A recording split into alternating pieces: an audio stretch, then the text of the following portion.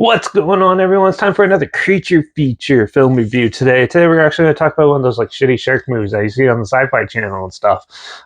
More newer one that's been out, came out in 2021. Today we're going to talk about the film Megalodon Rising. It looked pretty sick, so my roommate and I checked it out. I picked this up at like in the $5 bin at Walmart, but yeah. It's an asylum film, so I didn't have high expectations of going in the first place. So yeah.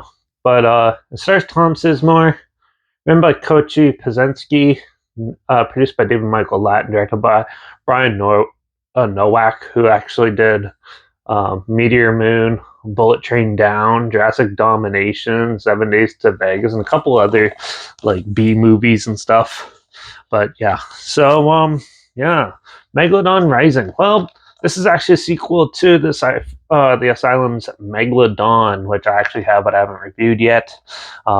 Wait, I didn't know that going in, so to like halfway through the movie. But yeah, so in that one, apparently Russia wakes up the Megalodon, and the U.S. Coast Guard steps in, and the Navy and stuff step in to help take it down. And that this one, the Japanese are trying to control the Megalodon, and then there's actually a family of them of three, so they try to control them with like satellites and stuff like that. And the U.S. Navy is there and stumbles upon them trying to do this, and basically. In the beginning, one of the Megalodons takes down a ship, and then they capture the lead scientist, Japanese or Chinese scientist, whatever. And yeah, basically they have to fight off the Megalodon before they get to San Francisco, which they do anyways, and yeah, try to defend them and prevent the Japanese or Chinese or whatever to cause more damage with them. Overall, this film is really ridiculous. There's not much really of a story to this. This is just a lot of bickering back and forth and of nonsensical reasoning and stuff.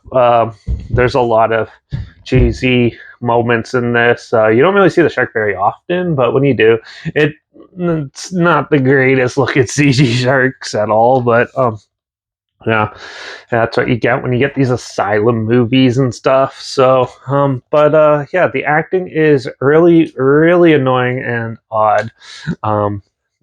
Most of it's pretty bad. Tom Sizemore does an okay job. He's amusing, but for the most part, the acting is not that great in this. This writing is terrible, with very little character development. And that there's not really characters to root for or anything. You're kind of there just like watching these oddball characters try to make sense of what's going on, which doesn't make any sense anyways. And yeah, you can tell they slapped it together pretty quickly. Also, the shark anatomy and stuff, the way the shark works, is totally against any actual sharks that it does. These sharks eat metal. They chomp down boats, eat it, whatever, where they mainly stay away from all that in real life. So, but yeah. And for some reason, they go to San Francisco and somehow attack a pier and things like that, even though they're mega sharks and they can't even swim in shallow water.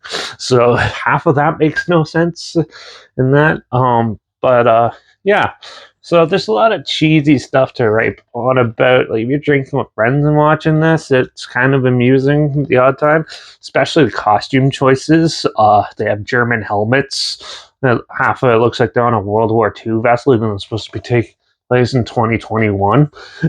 And yeah, and they're wearing like these vests with no armor plates in it whatsoever or anything. So it's really funny and ridiculous in that aspect. But overall, as a whole movie, this movie's pretty terrible.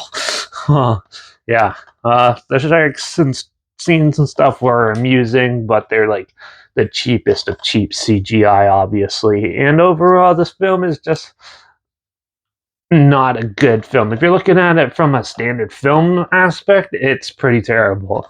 If you're looking at it for cheesy B movie, drink with your friends rip on it, it's actually somewhat entertaining a bit.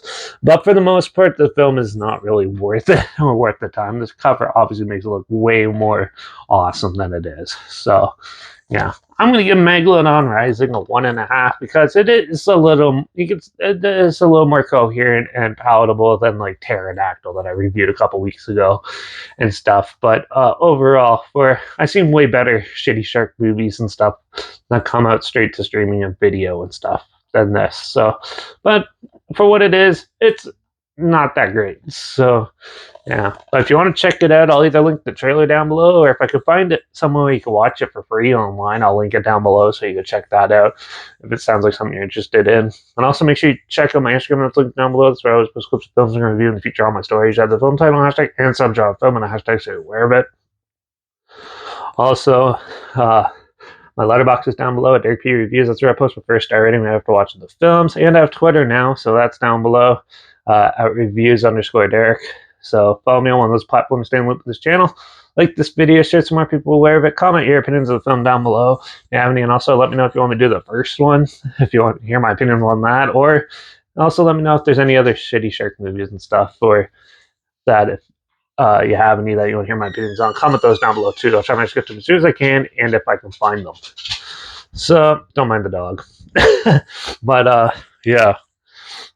Yeah. Also, if you have any films or film franchises in any genre that you want to hear my opinions on in the future, comment those down below. I'll try my hardest to get to them as soon as I can, and if I can find them. That's either if they're on streaming or anywhere, it doesn't matter. So, yeah, make sure you subscribe. Hopefully, find something weird, obscure, and odd that you probably never thought of checking out together. Something like this. Also, so you hear my opinions on popular films that come out, classic films, and reviews on other things as well. And don't forget to ring that bell because we're going to finally review the last of the Conjuring universe films, The Curse of La Llorona, in the next review. So make sure you tune in for that and watch out for all those mega sharks destroying our seaport towns and making a mockery of the military. And I guess I'll see you all in the next review. So until then, cheers.